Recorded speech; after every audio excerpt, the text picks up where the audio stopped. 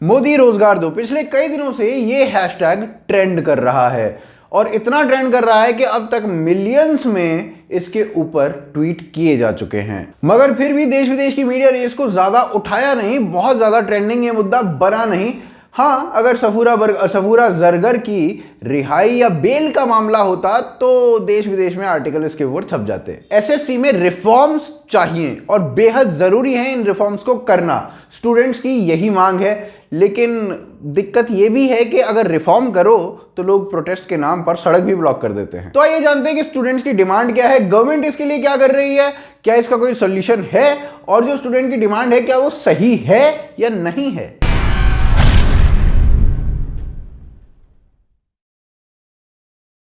मोदी जी रोजगार बढ़ाइए, दाढ़ी नहीं, इस तरीके के ट्वीट आपको भयंकर संख्या में मिल जाएंगे। मतलब पेट्रोल इतनी तेजी से नहीं बढ़ रहा है जितनी तेजी से इस तरीके के ट्वीट बढ़ रहे हैं। अब यहां पर यह जानना जरूरी है कि ये जो मूल मुद्दा है वो क्या है। तो जी मूल मुद्दा तो है काफी बड़ा, लेकिन वो ट्रिगर कहां से हुआ? ट्रिगर वो होता है 19 फरवरी को एसएससी सीजीएल के नतीजों के बाद।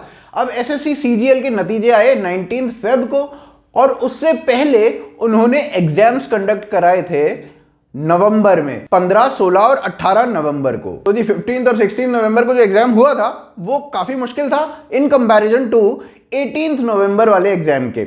अब इसका पता कैसे चला? अब इसका पता ऐसे चला कि 18 नवंबर को जो एवरेज मार्क्स आए थे बच्चों के वो 15th और 16th वाले से काफी ज्यादा थे। अब ऐसा केस जब हो जाता है तो ऐसे में एसएससी हमेशा ही क्या करती है? एसएससी हमेशा ये करती है कि नॉर्मलाइजेशन वाला एक फॉर्मूला लगाती है। फार्मूला आपको स्क्रीन पर दिख रहा होगा। अब ये जो फॉर्मूला है इसको लगाने के बाद जो भी उत्तर आता है उतने से आसान दिन वाले एग्जाम वाले बच्चों के मार्क्स को घटा दिया जाता है और जो मुश्किल दिन वाले बच्चे होते हैं उनके को बढ़ा दिया जाता है। अब इस बात का पता स्टूडेंट्स को भी पहले से ही था और हमेशा ही इस तरीके की चीज होती है।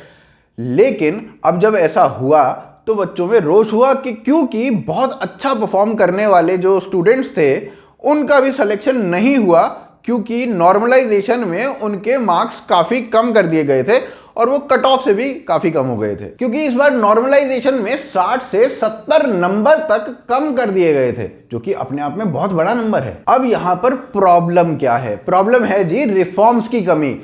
3 दिन में अलग अलग पेपर कराए गए। क्यों कराए गए? एक ही दिन में क्यों नहीं पेपर कराए जा सकते? जबकि एसएससी के पास इतना इंफ्रास्ट्रक्चर है कि इससे ज्यादा स्टूडेंट्स का भी वो एक बार में पेपर करा सकते थे।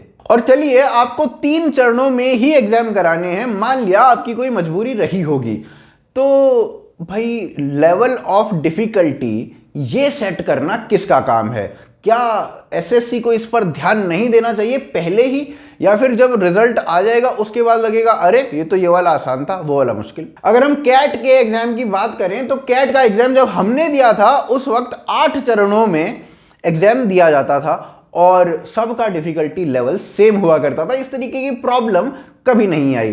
तो ऐसा एसएससी क्यों नहीं कर सकती है? चलिए ये तो ट्रिगर पॉइंट था, लेकिन ये जो लावा था ये कई सालों से धधक रहा था, अब तो केवल फटा है।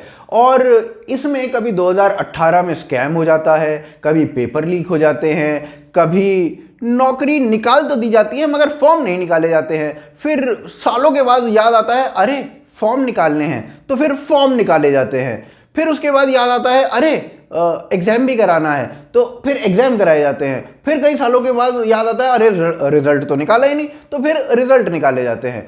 फिर याद आता है अरे अगले चरण का भी एग्जाम करना है, तो फिर अगले चरण का एग्जाम कराया जाता है कई सालों के बाद। और उसके बाद सोचा जाता है कि चलो इसका भी रिजल्ट निकाल देते हैं, उसमें भी 2-3 साल लगा देते हैं, और उसके बाद भी 4-5 सालों के बाद नौकरियों के ज्वाइनिंग लेटर आते हैं और कई बार तो वो भी नहीं आते हैं। भैया इतनी सारी मेहनत करवाई क्यों? और ये चीज साल दर साल हर बार हर सरकार में होती रही है और जब से शायद ये एसएससी एग्जाम ले रही है तब से इसी तरीके की चीजें देखने को सुनने को मिल रही हैं। देश के अंदर नीट का एग्जाम होता है, जेईई का एग्जाम होता है, एग्जाम होने के बाद उनका रिजल्ट आता है स्पेक्युलेटेड टाइम पर, और उसके बाद स्पेक्युलेटेड टाइम पर भर्ती भी हो जाती है। जब ये प्रक्रिया इतनी सरल है तो एसएससी वाली प्रक्रिया इतनी सरल क्यों नहीं है? आपको पता है इतनी जॉब्स हैं, इस टाइम पर एग्जाम करना है, इस टाइम पर वो रिजल्ट आएगा और इस टाइम पर भर्ती हो जाएगी। ऐसा क्यों नहीं हो सकता? साल 2017 में एक एग्जाम हुआ, उसका रिजल्ट अभी तक नहीं आया। साल 2020 का एक एग्जाम हुआ, उसका रिजल्ट आ चुका। अबे माल फूक रखा है क्या? फिर इसके बाद एक और भोगाली समस्या है, और वो क्या है? वो ये है कि मान लो 100 बच्चों का सिलेक्शन हो गया और अब उनको नौकरी देनी है, लेकिन इन 100 में से एक जो स्टूडेंट है उसकी कहीं और भी नौकरी लग जाती है। मतलब उसके पास अब 2 ऑप्शन हो जाते हैं, तो वो इस वाले ऑप्शन को चुनने की बजाय दूसरे वाले ऑप्शन में चला जाता है। तो अब एसएससी क्या करेगी? अब केवल 99 लोगों को ही जॉब देगी और एक जो जॉब थी, एक जो वैकेंसी थी, वो खाली पड़ी रह जाएगी। अब इसमें वो ये नहीं करेगी कि 101वीं रैंक जिसकी आई थी उसको बुला के जॉब दे दे। अबे सीट खाली रख के क्या मिल जाएगा भाई? टिंडे थोड़ी देगी भाई। मैं वेजिटेरियन हूं, अंडा नहीं बोलूंगा। और फिर इसके अलावा लूप होल इतने कि कभी पेपर लीक, तो कभी स्कैम, तो कभी सवाल गलत। अब सवाल गलत तो उसका कोई रेजोल्यूशन नहीं है, उसका क्या करना है किसी को नहीं पता। स्टूडेंट जो है वो उस पे 100 रुपए का एक फॉर्म भरकर ये बता सकता है कि भाई ये वाला सवाल गलत था, और वो हर एक स्टूडेंट को अपने अपने पेपर के लिए अलग अलग करना पड़ेगा, तब जाके उसका बात बनेगी। हर बच्चे को 100 रुपए एक्स्ट्रा देने पड़े। भाई तुमने क्वेश्चन गलत छापा है तो उसका निवारण तुम करो, बच्चा क्यों 100 रुपए भरे? तो भाई अब इस चीज को सॉर्ट करने के लिए चाहिए रिफॉर्म्स, और रिफॉर्म्स कब होंगे वो हम तो नहीं बता सकते, मगर नेशनल रिक्रूटमेंट एजेंसी का कहना यह है कि एक कॉमन एंट्रेंस टेस्ट यानी कि सीईटी कराया जाना चाहिए साल में 2 बार, और इस एग्जाम को मानक कर देना चाहिए 3 डिपार्टमेंट्स में, बैंक, रेलवेज और एसएससी। पर सवाल यह कि क्या वह केवल 3 डिपार्टमेंट्स में ही भर्ती होती है, बाकी के लोगों का क्या? तो भाई हर तरीके के रिफॉर्म्स जरूरी हैं, और जिन चीजों पर अभी स्टूडेंट चर्चा कर रहा है उनका तो जल्दी से जल्दी निवारण होना ही चाहिए। अब इन चीजों पर रिफॉर्म आता है कि नहीं आता ये तो भाई सरकार ही बता सकती है, मगर हाँ, हम सरकार को सरकार की कही हुई बात आज से 5 साल पहले वाली वो जरूर दिखा सकते हैं। भारत के लिए सबसे पहली अगर कोई प्राथमिकता है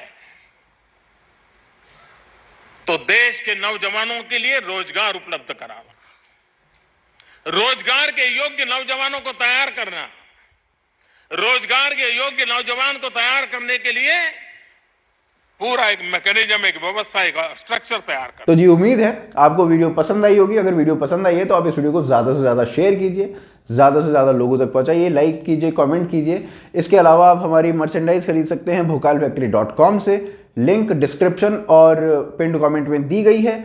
उसके अलावा patreon.com और ज्वाइन बटन के थ्रू भी आप सपोर्ट कर सकते हैं, लिंक डिस्क्रिप्शन में है और पिन कमेंट में भी है। उसके अलावा ट्विटर, फेसबुक, इंस्टाग्राम पर आप फॉलो कर सकते हैं। आप देख रहे हैं आज की ताज़ा खबर। जय हिंद, जय भारत।